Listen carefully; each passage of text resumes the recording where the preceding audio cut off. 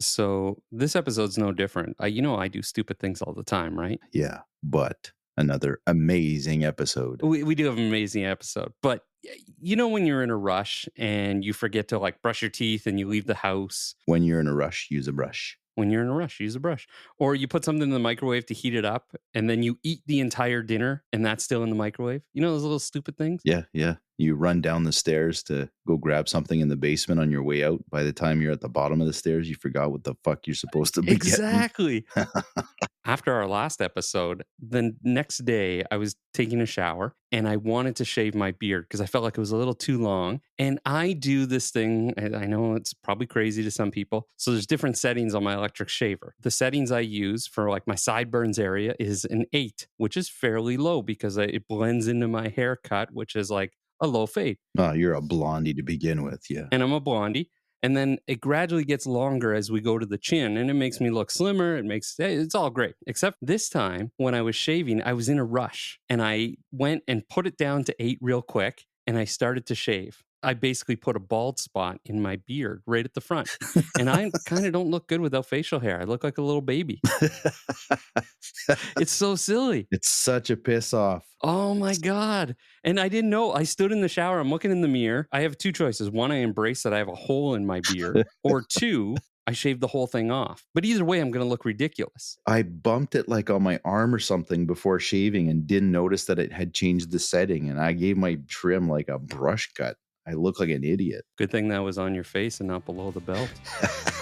This is Taming the Hustle. Or something of the sorts.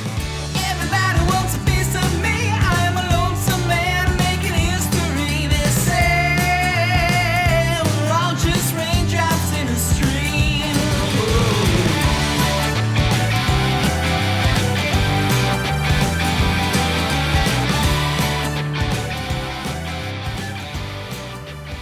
What are you talking about today, brother?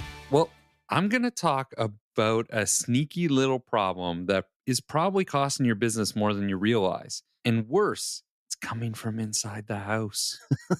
Oh my God. It's not your algorithm. It's not your ad budget. It's not even the intern who accidentally posted a picture of their lunch on the company's Instagram page. The problem is you. It's a lot. No, not you. You treat me like that? Thanks. I'm specifically talking about your ego. Again, not you, René.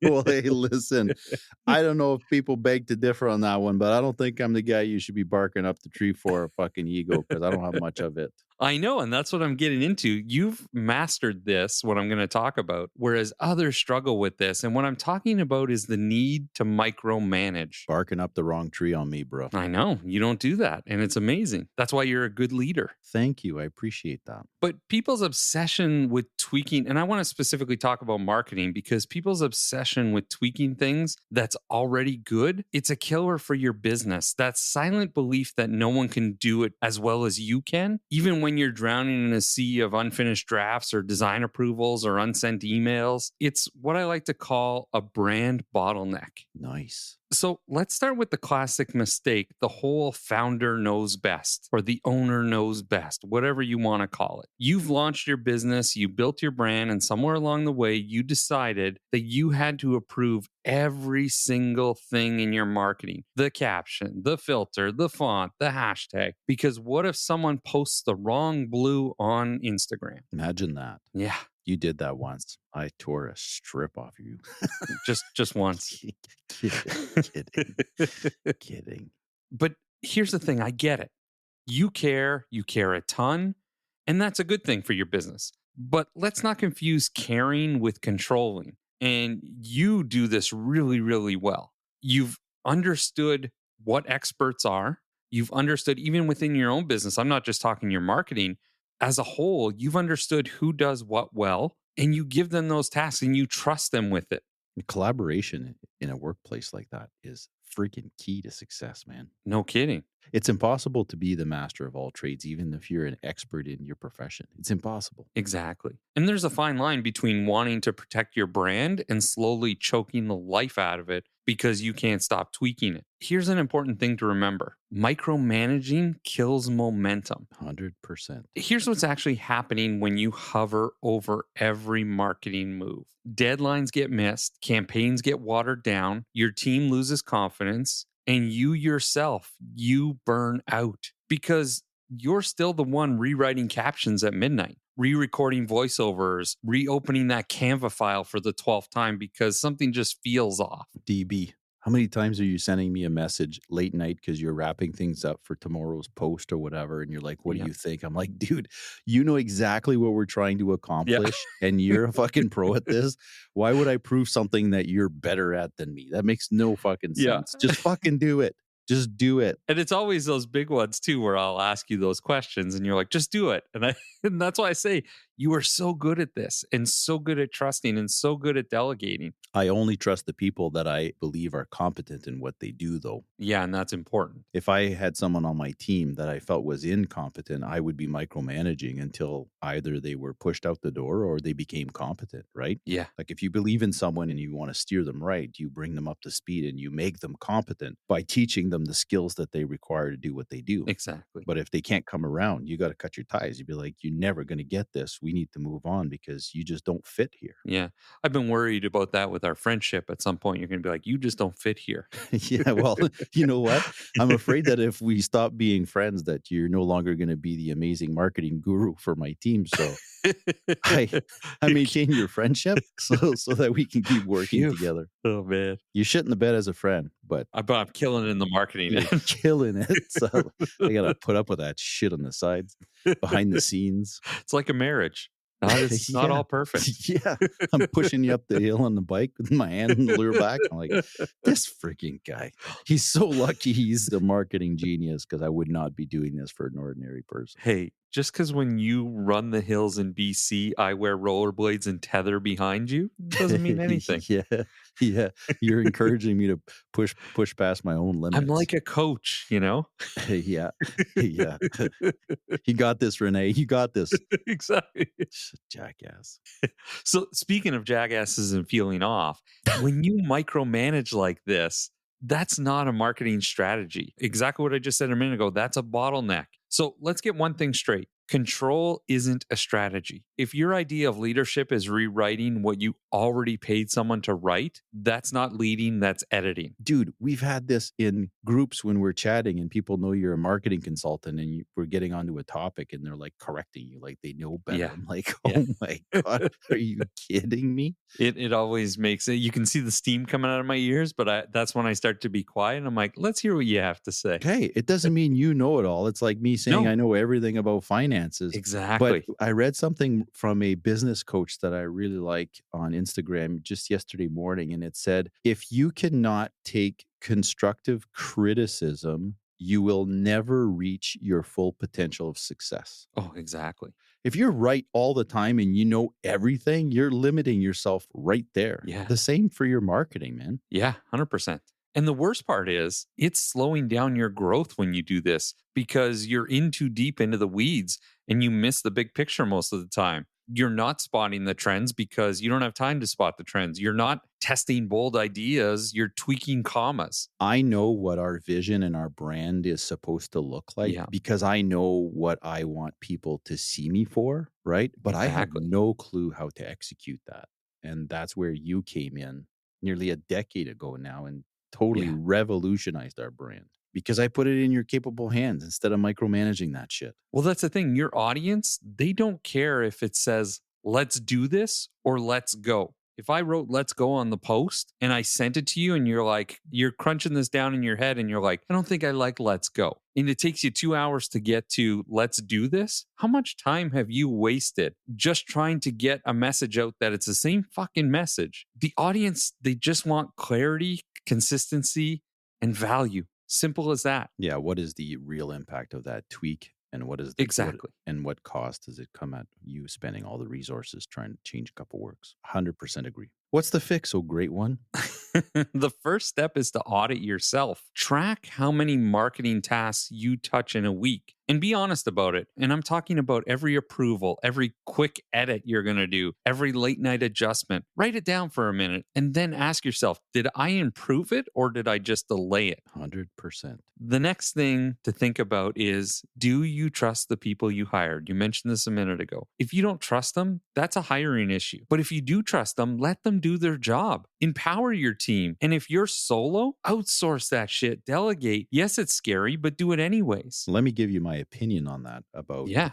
trusting the people that you work with. Yeah. It is impossible to be the perfect hirer. Yes. So as a good leader, you follow your hunch and you bring people onto the team thinking or believing or having this gut feeling that they're going to mesh well with the team and they're going to have, a certain skill set that is going to add a ton of value where you need value in your team. But if you miss the boat on that, you can't have that much ego to say, oh, I'm going to keep them on and prove them all wrong. Sometimes you have to cut your ties and say, you know what, this just isn't working out because I was wrong. I was wrong. I thought that you would be a great fit for this team. And it's not you. You are who you are. But I fucked up because I didn't pick the right person. As a good leader, you have to recognize that. And you got to get rid of that shit so you can trust the people that you work with. Well said. And that's what makes the team better. That's what makes your marketing better. That's what makes your business better, right? The third step is to separate your brand from identity. Your brand is not your diary. It's not a mirror of your soul like people think it is. It's a business. It can evolve. It should evolve. Stop treating it like a fragile art project and start treating it like something designed to grow. A work in progress. Exactly. And the last step to fix this, in my mind, is extremely important, and that's getting comfortable with being uncomfortable. You need to realize that things won't be done exactly the way you want them to be. And at this point, that's where the magic lives, in the collaboration. No kidding. The fresh perspective. Yes. The slightly off-centered idea that ends up being brilliant. If you've listened to our show before, you also know that I'm a screenwriter. And right now, I'm finalizing a script for a new series, and I love our script. It is so good. However, I just sent it off to another writer. I've never met her. She's got some really good credits. She's really super smart, and she's going to rip it apart. And she's going to send it back with the good and the bad. Will it be uncomfortable when I read all those bad things about my idea and about our script? Yeah, it's going to suck. But at the same time, those notes, even though they're uncomfortable, at the same time, they're going to make my script better. I agree with that. And it's very, very uncomfortable for most people to give up control. Yeah. Whether they're willing to admit it or not, it is tough. And as a business owner, especially if you started it from the ground up and you put all the elbow grease in, the sweat and tears, the stress of the financing, all of that stuff, and you're finally making something of yourself and you want to take it to the next level, giving up some of that control is really, really difficult. I've seen that with the baby boomer generation. Yeah. Oh, for sure. With the philosophy of, you got to work around the clock. You got to put a minimum 60 hours a weekend. Otherwise, you're a slacker. And it's like giving up control is very, very tough. Exactly. But 100%. you got to push through it. And you have to come to the realization that you need help. And when you put trust to someone like you just got to let that person run with it. Well, I like to think of it as ego is expensive because it costs you time, money, momentum, creativity, and sometimes even your team's respect. I cannot agree more. But the good news is you can fix it. You can build a business where your brand grows even when you take the day off. You do this. You take days off. Let go your ego. Let go my ego. Oh, that was one of our worst dad jokes. Let go my ego. God. Normally I would cut something that bad, but you know what? I'm going to keep that in there just because I feel it's so bad, it's so good. Please do.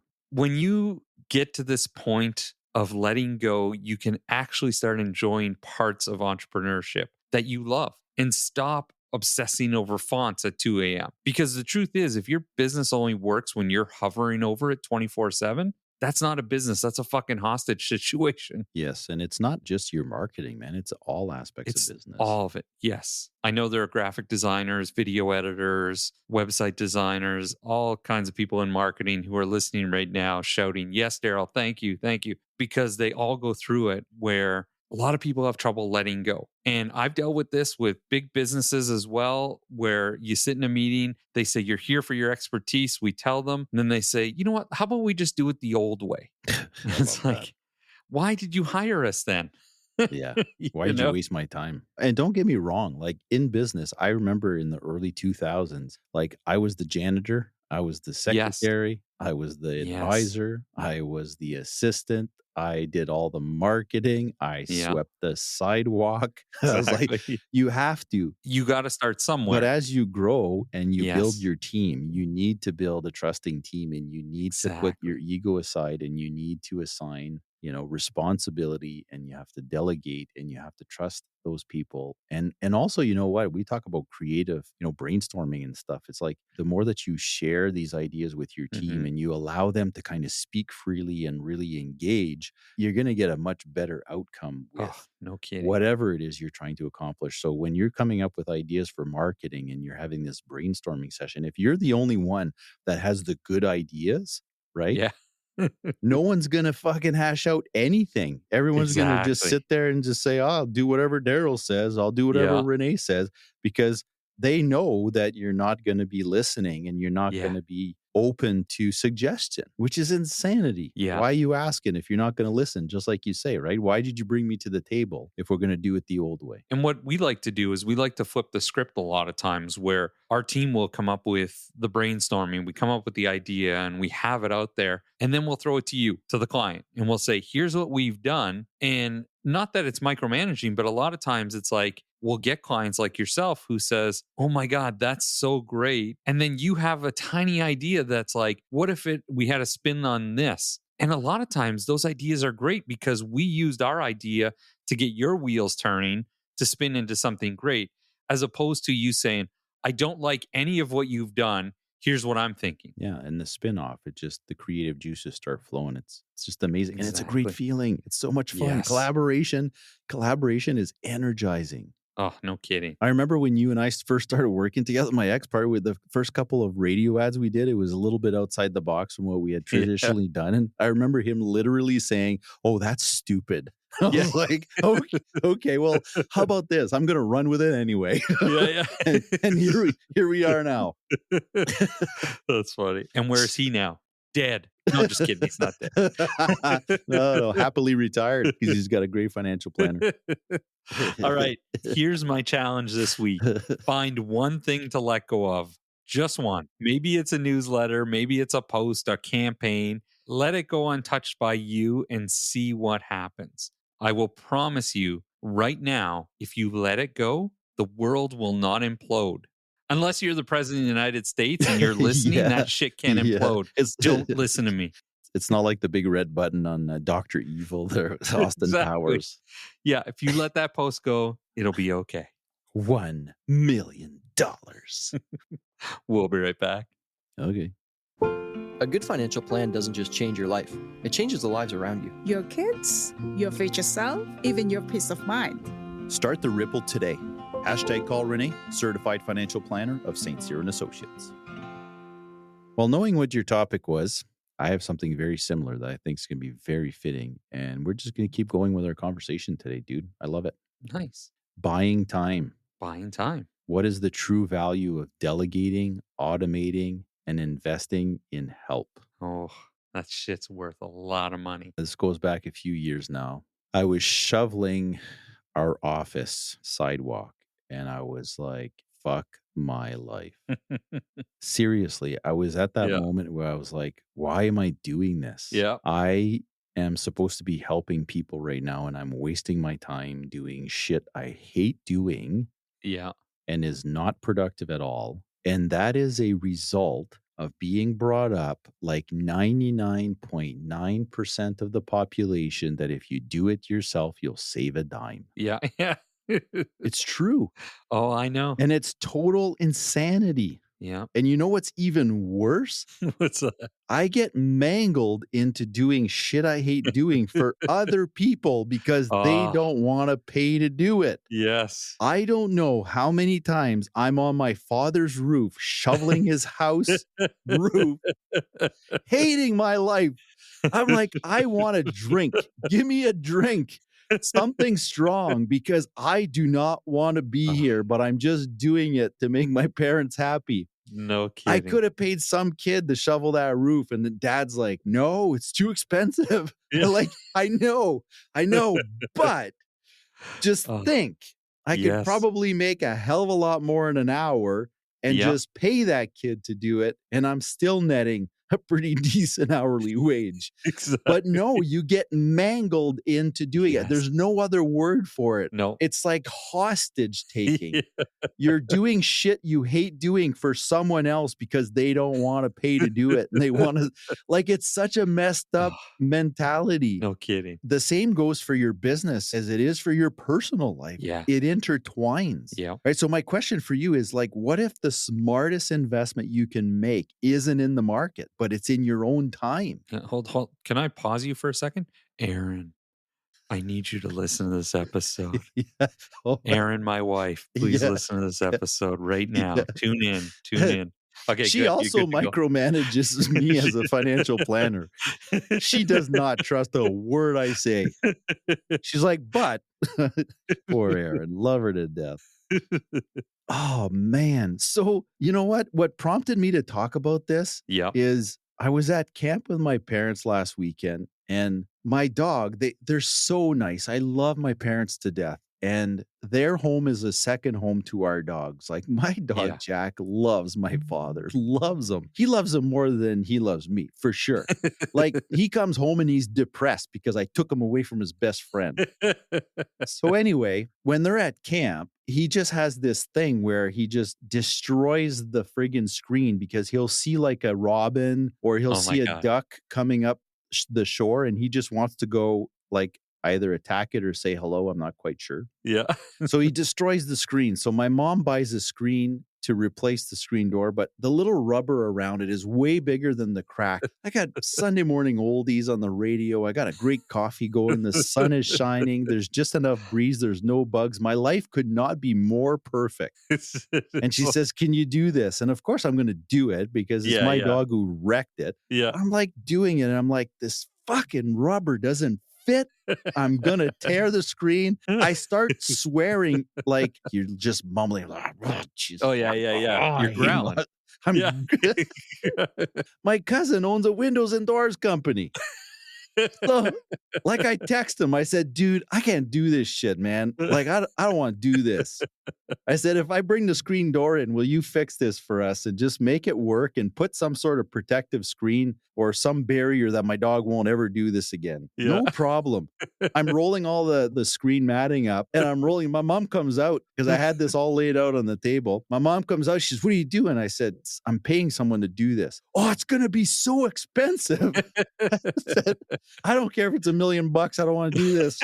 I don't want to do this. Oh, so there's a true value in buying time. 100%. Because money is a renewable resource. Yeah. But time is not. Yes. You can't get it back. Exactly. Once that screen door is fixed, that time's gone forever. So I'm like, I have to talk about this because it's so relevant to your business life as well, too. Yeah. It's like if you're out shoveling your driveway or your sidewalk at your business, you're not providing the service and expertise that you should be. Exactly. And you're probably doing something you're not enjoying. So you're taking the joy out of your work as well, too, right? Yeah. So there's a time efficiency factor, which is your ability to buy time. But there's also a quality of life factor where you're doing more of the things you enjoy doing and you're doing less of the shit that you don't like to do. Yes. Housekeeping. So we completely gave up cleaning our office. No one is too good to clean the toilet. If the toilet is dirty and the cleaner hasn't been there, and we know that we're open during business hours and there's a possibility that a client will see this, you clean the toilet. Yeah, exactly. No one is too good, myself to anybody else on the team. Yeah. But on an ordinary day, we hire someone to do all the housekeeping so that we can focus on what we're good at, which brings us more purpose in life. Yes. Which brings more value to our clients, which has our team more engaged. There's more fulfillment, and they develop more expertise. We do not clean our own windows.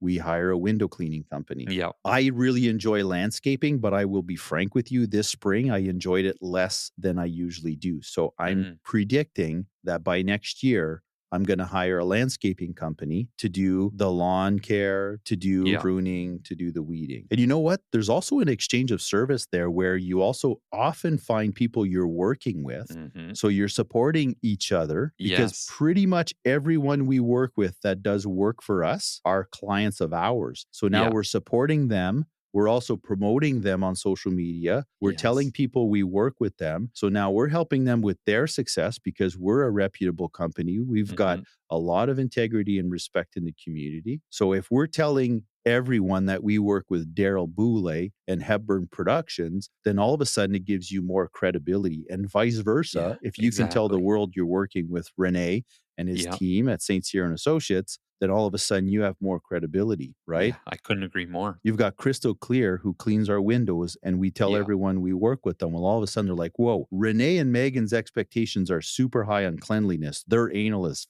fuck. Yeah. These guys must be up to snuff and meet their standards if they're telling people they work with them.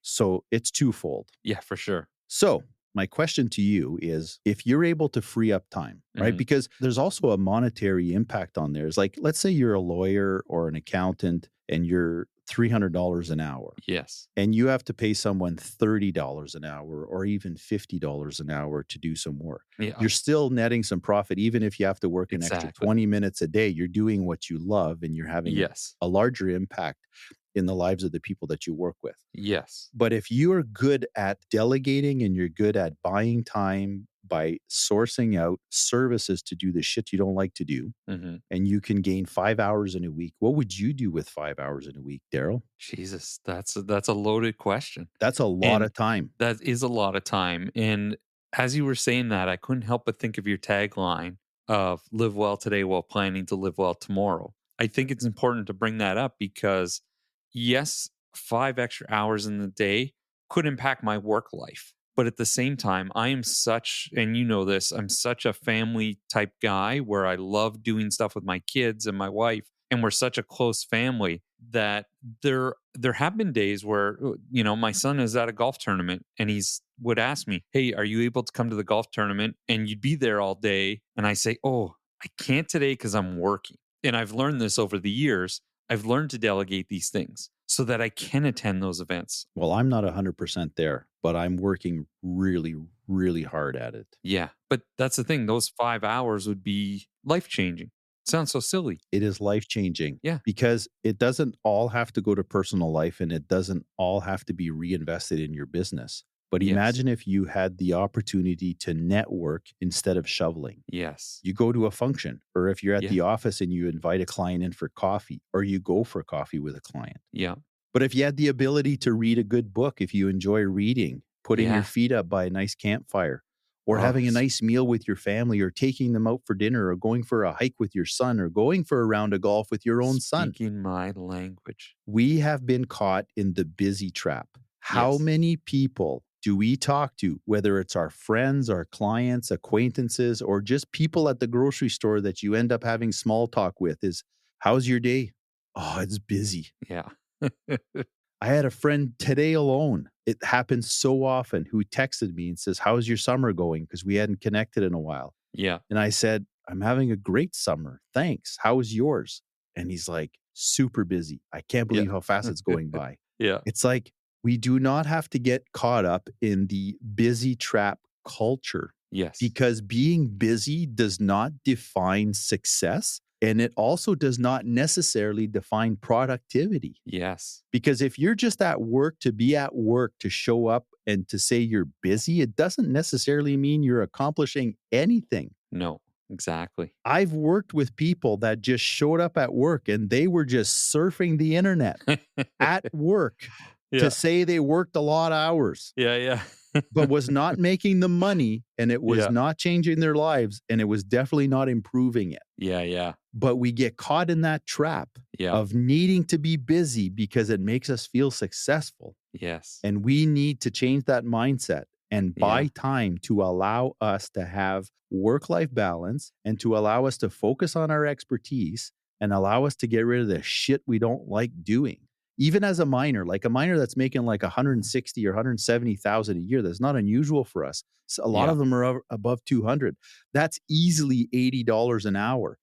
If you hate mowing your lawn, but you love being with your 10-year-old kid and you want to go for a bike ride with them, hire someone to mow your lawn at 20 bucks an hour and keep the other 60 bucks. Yeah. Like, it's pretty simple math. I find I learned this over the years about people and even myself, is that talking with you about this kind of ongoing for many years about delegating, and you brought it to my attention to kind of delegate my own finances too, like paying bills, like scheduling those bills so they're automatic withdrawals. Well, automation, that was my next point. You took the words right out of my mouth. Oh, yeah, I'll let you get into it, but the time I've saved by allowing things to happen on their own has been amazing. You automate your bills so you don't have to set reminders. You don't have to have paper laying around saying, God, I got to pay that bill. Yes. Having a calendar, like a digital calendar, so that you organize your schedule so you don't have to spend time thinking about it, so that your schedule is organized and it's automated. Yeah. Right. And using applications and technology in this day and age to do shit for you. Yeah. Right. There's every opportunity that my team and I have to use AI to improve what we do in terms of like file notes, processing, friggin' just staying organized. Exactly. Like the shit that doesn't require our expertise. So we can focus on financial planning, investment management, client relationships, understanding what our clients' needs are by developing meaningful and true relationships, and letting applications and software do the rest. We spend tens of thousands of dollars on software to make our lives easier so it takes us less time so we can do more of the things we're good at. Yeah. Like as a society, we have to stop feeling guilty when we're not super jam-packed with our time day in and day out. Like nothing feels better for me. This is like a really small win for me, Darryl, is when I can leave work at like 3:00 on a Friday so I can go to camp and start a nice fire and not rush through it, have a nice glass of wine as I build my amber so I can cook a really nice fire instead of working till 5 or 6, rushing to camp with all of your supplies, starting a fire in a hurry and feeling stressed out and cooking dinner at 8:00 at night and then just going to bed. Yeah, 100%. And it's a 2 to 3 hour difference. Yeah. And you know what? No one notices. You're just as productive. Exactly. You just have to be organized. You have to be okay to not feel guilty about it. And you have to delegate, automate, and have other people doing the shit that you're not an expert at. You do not have to shovel your own driveway. You just have to have the resource to be able to afford it. I have a challenge for you today. Hold the phone here. Wait a second. Oh. Now I'm excited to hear this. Let's hear this challenge, Mr. I don't want any more challenges. This is the first. This is the first. Hold on. Let me hold on to my hat. But you know what? You're wearing off on me. You should be proud. I am proud. I won't lie. I pat myself on the back for that just now. You should be proud. Your next step list. Write down 5 tasks that you do not enjoy, that you least enjoy doing in your daily routine. Oh, I can do that. And then circle the one that you can delegate or automate this month. Maybe it's not the one that you hate the most, but maybe it's the one that's most achievable that you can either delegate or automate and execute it. I feel like a proud dad right now. I won't lie. I might have teared up a little bit that you gave a challenge. I'm just saying.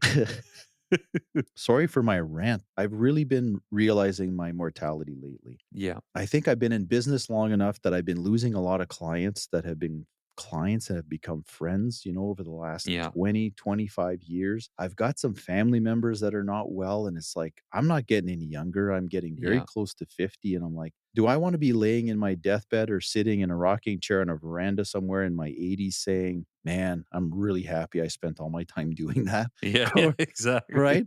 Or do I want to have more life experience? Do I want to travel more? Or do you want to nourish the relationships that I already cherish and sort of deepen those relationships and create new ones? Yeah. I'm very much in a growth mindset with our business that, our team is very energized. Our clients that we're working with are referring us with the people that they associate with because they're having great client experience. And I just want to nourish that instead of shoveling and cleaning windows and shit. I've really had some revelations, in my opinion, lately that I felt that this was a really, I think, relevant topic for us to have. And I think that you feel the same way. Yeah, like I'm not as close to 50 as you are, but yeah, you do have one foot in the grave. I agree. Yeah, We'll be right back. I hope so. I hope I live to the next commercial. Uh, I asked a new client if they usually budget for their summer vacations. what did they say? Their usual plan is to go now and regret it later. That's not a plan. That's not even a prayer. Let's fix that. Hashtag call René And hashtag text Ryan. of St. Cyr and Associates. Let's socialize. Well, our lifestyle topic today is not going to be much different than my topic and your topic. It's kind of morphing into its own thing, but I want to talk about the glorification of exhaustion. Yeah. And by that, I mean when busy becomes your personality. That's so relevant to our topics today. Yeah, I know you're guilty of it. I know I'm guilty of it. And I'm sure people listening on here as well are guilty of it. And you've heard people say a million times, I got 5 hours of sleep last night, but I closed that deal at 2 a.m. and I was back at the office at 6. It reminded me of Mr. Deeds, which is a movie I know every line, by the way. Mr. Deeds is definitely like one of the top 3 greatest movies of all time. I love Adam Sandler. So the guy says, this is literally a 24-hour-a-day job. I mean, I only got 3 hours sleep last night. Yeah. So Adam Sandler says, so it's only a 21-hour-a-day job. Oh, love it. So true. Oh my God. It is. And that so movie's true. 20 years old and it's still relevant today. Nothing's changed. And that's the thing. You've heard people say that, or they've said, like, oh, I only had like 3 days off this entire year. And here's the thing. Maybe sit down and chill the fuck out for a minute because you've turned exhaustion into a status symbol somehow. Like the more tired, overworked, overbooked, and overstimulated you are, you think you're more worthy. I've been caught up in that same scenario, but it's not cool, man. No, It's not to be desired. it's self-harm is the way That's I what look at it. that's what I hate about tax season because I only feel that way during tax season. Yeah, So 100%. I got 2 months of I'm busy. I've only got 3 hours sleep. I hate my life. Got to get done.